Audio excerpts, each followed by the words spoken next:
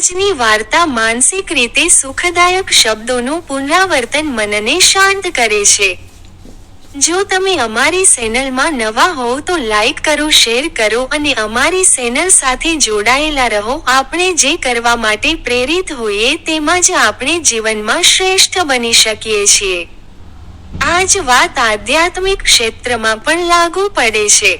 જો આપણે પ્રેરિત હોઈશું, ધ્યાન માટે જુસ્સો અને ઉત્સાહ ધરાવો છો, તો આપણે તેના માટે નિયમિતપણે સમય કાઢી શકીશું. આપણે કેવી રીતે પ્રેરિત થઈ શકીએ? આપણે ધ્યાનનું મહત્વ જાણવું જોઈએ, તેના ફાયદાઓનો અનુભવ કરવો જોઈએ અને આપણી સમક્ષ ધ્યેયને સમજવાની જરૂર છે.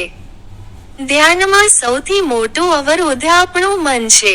મન હંમેશા આપણને પાટા પરથી ઉતારવાનો પ્રયત્ન કરે છે. જો આપણે ધ્યાનના ફાયદાઓ વિશે મનને સમજાવી શકીએ, તો તે આપણા ધ્યેયમાં મદદરૂપ સાથી બનશે.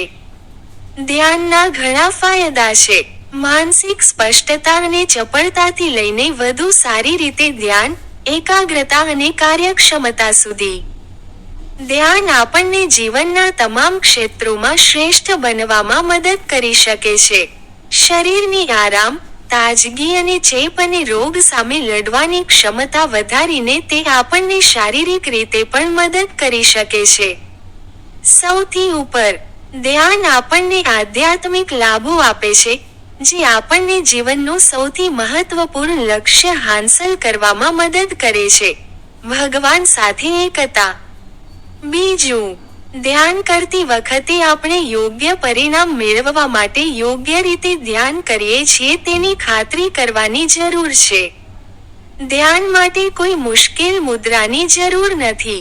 આ તકનીકમાં સૌથી આરામદાયક સ્થિતિમાં બેસવાનો સમાવેશ થાય છે, જેમાં તમે હલનચલન કર્યા વિના સૌથી વધુ સમય સુધી બેસી શકો છો, અને જે ઊંઘી જવા માટે અનુકૂળ નથી. કોઈ પણ ચળવળ શરીર પર ધ્યાન કેન્દ્રિત કરે છે. શરીરના કોઈ પણ ભાગને બીજાને સ્પર્શ ન કરવો જોઈએ, કારણ કે જો એક હલનચલન કરે છે, તો તે બીજાને ખલેલ પહોંચાડે છે. મનને શાંત કરવા માટે, તમારા મનમાં એક શાંત શબ્દ, સિમરનનું પુનરાવર્તન કરો.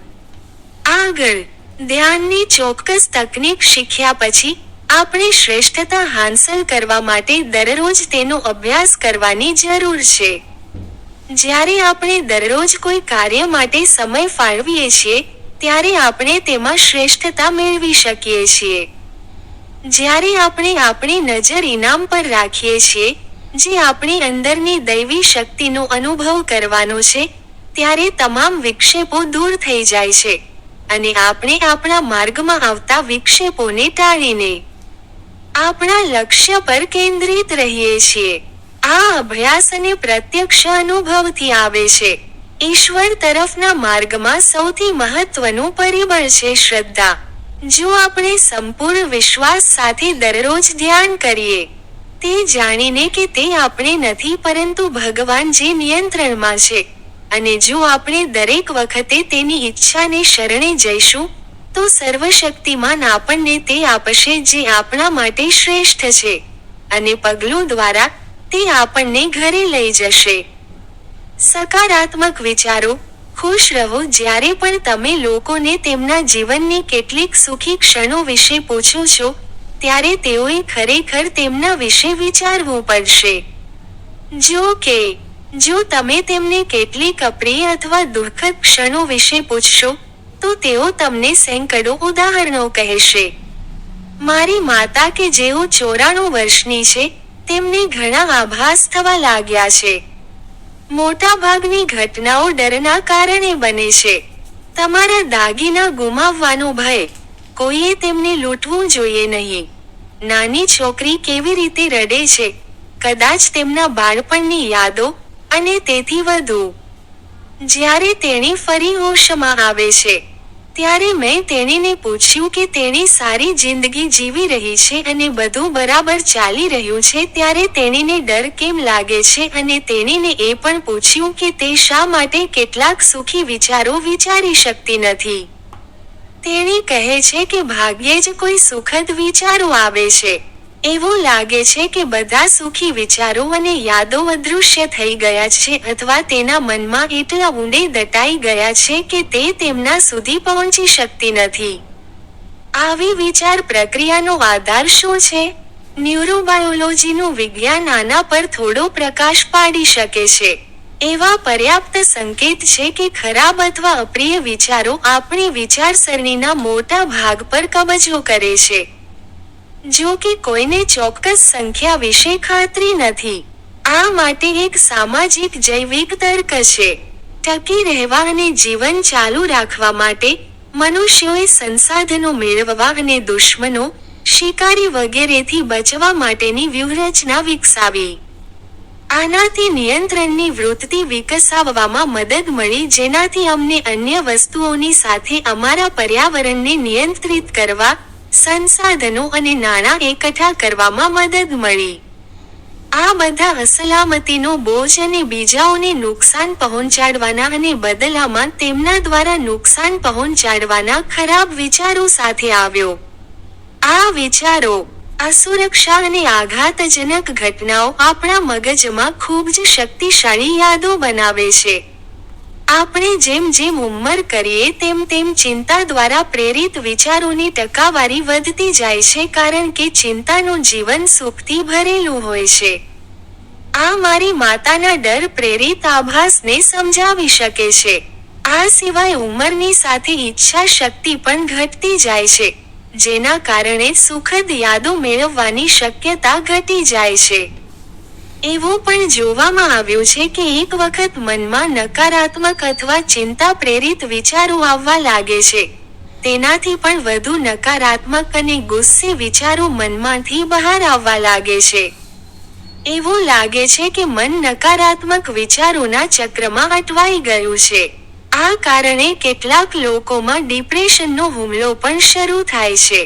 જ્યારે એડ્રેનાલિન અથવા અન્ય ઇનપુટના પ્રવાહને કારણે અહંકાર ખૂબ સક્રિય બને છે, ત્યારે મોટી સંખ્યામાં રેન્ડમ ન્યુરોન્સ સક્રિય બને છે અને વર્તમાન સ્મૃતિઓ સાથે સંકળાયેલ ન્યુરલ માર્ગો પ્રકાશિત થાય છે. અને ચિંતા પ્રેરિત યાદો સુખી યાદો કરતાં વધુ મજબૂત અને મજબૂત હોવાથી આ જ કારણ હોઈ શકે છે કે આપણામાં એક પછી એક ખરાબ વિચારો આવે છે અને આપણું મન અસ્વસ્થ થઈ જાય છે. મેમરી જેટલી મજબૂત, ન્યુરલ સર્કિટનો પ્રતિકાર ઓછો હોય છે અને તેથી જ આ સ્મૃતિઓ પ્રથમ સ્થાને પ્રકાશમાં આવે છે. પતંજલિ અનુસાર, જ્યારે આપણે લાંબા સમય સુધી એક જ વિચાર પર ધ્યાન કેન્દ્રિત કરીએ છીએ ત્યારે મનને શાંતિ મળે છે. આ પ્રક્રિયા મગજને અન્ય માનસિક ગાંઠો ઢીલી કરવામાં મદદ કરે છે અને એક જ વિચાર પર ધ્યાન કેન્દ્રિત કરવા અને પીડાદાયક યાદોને ઘટાડવા માટે ન્યુરોન્સની પ્રક્રિયા શક્તિને મુક્ત કરે છે. આ પ્રક્રિયા વ્યક્તિને જબરદસ્ત આનંદ આપે છે. તે વિવેકા અથવા શાણપણની ઉત્પત્તિ પણ છે જે મગજને તમામ સંજોગોને જોયા પછી નિર્ણય લેવાની મંજૂરી આપે છે અને પીડાદાયક વિચારોને ઘટાડવામાં મદદ કરે છે. સ્વાભાવિક રીતે આ યોગ પ્રક્રિયા અત્યંત શિસ્ત અને વર્ષોના અભ્યાસ દ્વારા પ્રાપ્ત થાય છે. નકારાત્મક વિચારોના ઉત્પાદનને ઘટાડવા માટેની એક સરળ પદ્ધતિ એ છે કે સુખદ વિચારો વિશે વિચારવું. પતંજલિ પણ આ વિશે વાત કરે છે જ્યારે તે કહે છે કે, યોગથી વિચલિત થતા વિચારોથી મુક્ત થવા માટે, વિપરીત પ્રકારના વિચારો વિકસાવવા જોઈએ. વિચારોને દબાવવા કરતાં આ ઘણી સારી વ્યૂહરચના છે કારણ કે તેને દબાવવાથી મનોવૈજ્ઞાનિક ગાંઠોની સંખ્યામાં વધારો થાય છે. દમન વિચારોને દૂર કરતું નથી પરંતુ તેમને શક્તિશાળી યાદો બનાવવામાં મદદ કરે છે. કમનસીબે સુખી વિચારો શક્તિશાળી સ્મૃતિઓનું નિર્માણ કરતા નથી, પરંતુ તેને કેળવવાના સતત પ્રયત્નોથી તેઓ ચિંતા પ્રેરિત વિચારોને બદલી શકે છે. આ બધા યોગનો આધાર છે જે સુખનું સર્જન કરે છે. હું ઘણી મહેનતથી વિડીયો બનાવું છું, બહુ સારી વાર્તાઓ પણ મૂકું છું. આજે તમને ગમે તે વાર્તા પણ મુકેશ મારી ચેનલ સાથે જોડાયેલો અને અમારી ચેનલને સબસ્ક્રાઇબ કરો.